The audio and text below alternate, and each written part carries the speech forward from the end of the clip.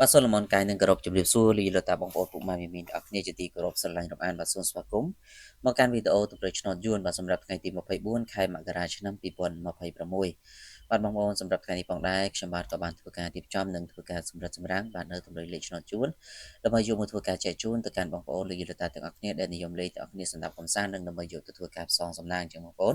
កុំភ្លេចជួយចុច follow page ចុច like ចុច share ទាំងអស់គ្នាដើម្បីទទួលបាននូវលាភសំណាងត្រីឆ្នោតទាំងអស់គ្នាបាទ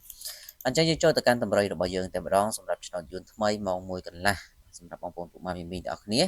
ដែលនិយមលេងខ្ទង់អូសបាទសូមបងប្អូនធ្វើការអូសខ្ទង់20និងអូសខ្ទង់60បាទសូមអូសខ្ទង់20និងខ្ទង់60ហើយសម្រាប់លេខបុកប៉ុស A B C D គឺយើងធ្វើការបុក26 27និង67បាទដើម្បីធ្វើការត្រេនប៉ុស A B C D បាទ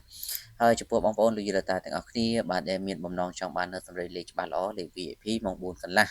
បាទគឺជាមានលេខល្អ2គ្រាប់សម្រាប់ចែកជូនទៅកាន់បងប្អូនសេវាត្រឹមតែ50000រៀលទេបាទឆ្នោតចេញចំទៅយកសេវាតាមក្រោយអញ្ចឹងសម្រាប់បងប្អូនដែលចង់បានលេខ VIP អាចធ្វើការឆាតចូលប្រអប់សារឬឆាតចូល page ទាំងអស់គ្នាបានបាទ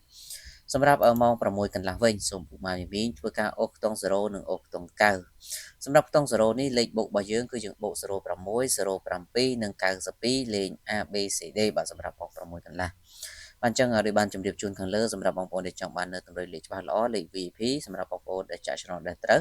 អាចធ្វើការឆាតចូលប្រអប់សារឬឆាតចូល page ទាំងអស់គ្នាបានសេវាគ្រូត្រឹមតែ50000រៀលទេឆ្នោតចេញចំទៅយកសេវាតាមក្រោយអញ្ចឹងអរគុណបងប្អូនជូនពរសំណាងល្អត្រូវឆ្នោតទាំងអស់គ្នាបាទសូមគោរពលា